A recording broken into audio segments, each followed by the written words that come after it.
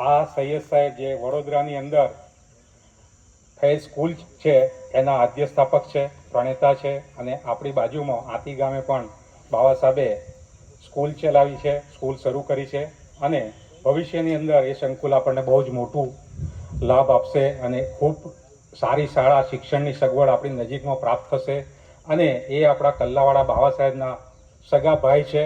આ આપણા જુબેરભાઈ ગોપલાણી સાહેબ છે, મોહમ્મદ હુસેન સાહેબ છે અને મોગલ સાહેબ છે. આપણે એમને સાંભળવાના છે એટલે હું વધારે સમય નહીં બગાડું અને એમને વિનંતી કરીશ કે આપણો કાર્યક્રમ આપણે એમનો લાભ લેવાનો છે એટલે આપણે પ્રવચનમાં સમય બગાડવા માંગતા નથી. પણ કારકિર્દી માર્ગદર્શન એક દિવસનું નથી, સતત માર્ગદર્શન મળી રહે એ માટેનું આપણું આયોજન છે. તમે બધા સાથે રહેશો, જોડાશો તો આપણે ભવિષ્યમાં એને કન્ટિન્યુ જ રાખવાનું છે. કોઈ પણ પ્રોગ્રામ પૂરો થાય એ પૂરો નથી થતો, ખાલી શરૂ થાય છે અને એને સતત પકડી રાખવાનો છે. અને જે પણ વિદ્યાર્થીઓ વાલીઓ આ રીતે એના સાથે જોડાશે, તમે જે એક સારા ગ્રુપની અંદર જોડાશો જેમાં કારકિર્દી બનાવવાની છે તો તમને એમાં પ્રોપર ગાઈડન્સ મળશે જ. અને જ્યાં સુધી પહોંચવું છે નક્કી તમારે કરવાનું છે. અત્યારે કોઈ પણ વસ્તુ અશક્ય નથી. પહેલા કરતો સમય ખૂબ બદલાઈ ગયો છે, પણ ઘણીવાર આપણે બીજી બધી ખબર હોય છે પણ શિક્ષણમાં આપણને ખબર હોતી નથી.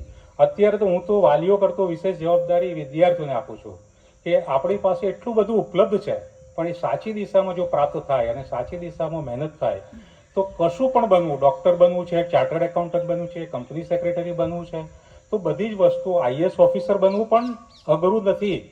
પહેલાં જે તકલીફો હતી એ તકલીફો હવે નથી. એટલે હિંમત રાખજો અને એક ધ્યેય બનાવીને ચાલજો તો જિંદગીમાં સફળતા માટે કોઈ તમને રોકી શકશે નહીં.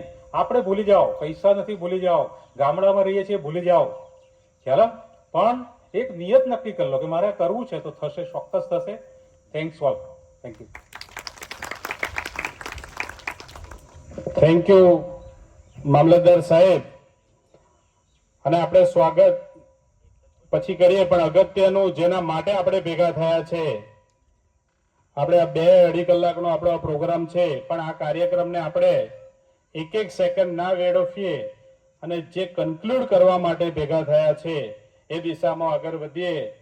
મેં પહેલા જ જેનું ઇન્ટ્રોડક્શન આપ્યું કે હજારો વિદ્યાર્થીઓ, લાખો વિદ્યાર્થીઓનું જેને ભવિષ્ય બનાવ્યું છે ને એમનું ભવિષ્ય બનાવવા માટે પોતાનું શ્રેષ્ઠ હર હંમેશા આપ્યું છે, એવા જે હંમેશા દીન અને દુનિયા